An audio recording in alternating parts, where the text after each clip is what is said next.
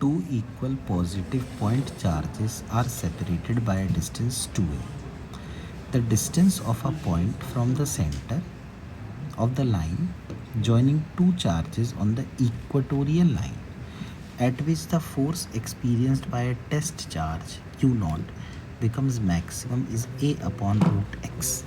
The value of x is. तो यहाँ पर ये कह रहे हैं कि दो चार्जेस हैं और उनके बीच का डिस्टेंस 2a है. तो यहाँ हम बना लेते हैं कि x एक्सिस और y एक्सिस. दो चार्जेस हैं प्लस q और प्लस q और उनके बीच का डिस्टेंस 2a है. मतलब a वाला डिस्टेंस हो गया और a ये दूसरा वाला डिस्टेंस हो गया. The distance of a point from the center of the line joining two charges on the equatorial line at which the force experienced by a test charge Q0 becomes maximum is. देखिए एक यहाँ पर Q0 रखा है, ये मान लीजिए कुछ y डिस्टेंस पर है. तो इस Q0 पर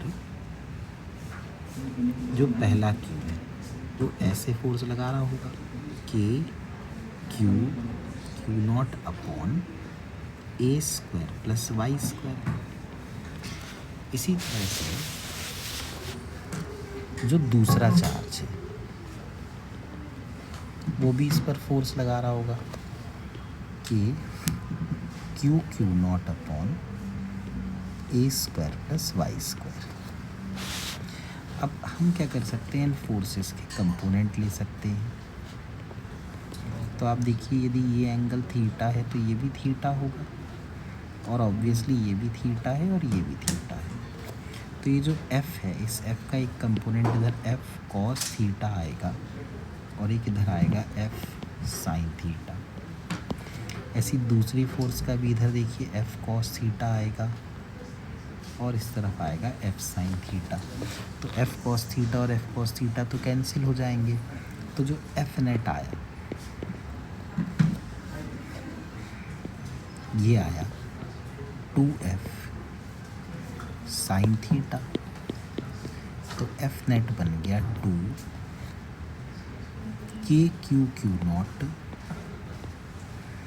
upon a square plus y square into sine theta. Sine theta क्या है, बेस अपॉन नहीं परपेंडिकुलर अपॉन हाइपोटेन्यूज यानी y upon a square plus y square की पावर हाफ. तो f नेट यहाँ से बन गया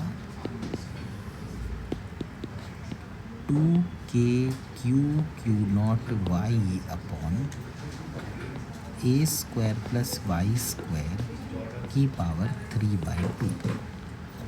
तो इस फोर्स की हमें मैक्सिमम वैल्यू चाहिए तो हम df नेट अपॉन dy कर देते. तो 2Q0 तो अलग आ गया. अब ये देखो ये न्यूमरेटर अपॉन डिनोमिनेटर यानी कोशेंट रूल से सॉल्व होगा. तो a square plus y square की पावर 3/2 और y का डिफरेंशिएशन होगा 1 फिर माइनस y और a square plus y square की पावर 3/2 का डिफरेंशिएशन होगा 3/2 a square plus y square की पावर 1/2 और वाई स्क्वायर का बन गया 2y upon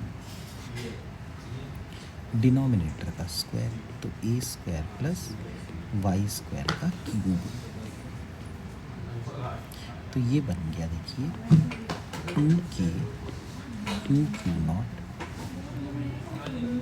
a square plus y square की पावर 3/2 माइनस 2 और 2 कट गया 3y स्क्वायर और a square plus y square की power 1/2 upon a square plus y square की पावर 3.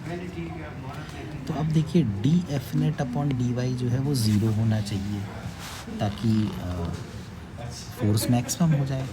तो इसका मतलब a square plus y square की power 3/2 is equal to 3y square a square plus y square की power 1/2।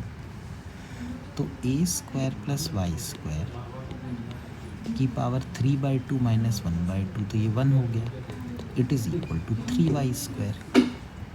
तो a square is equal to 2y square. तो यहाँ से y स्क्वायर आ गया ए स्क्वायर बाई 2। तो y की वैल्यू आ गई a/√2। तो इसका मतलब ये हुआ कि जैसे यहाँ पे लिखा था ना y is equal to a/√x, तो x की वैल्यू कितनी आ जानी चाहिए,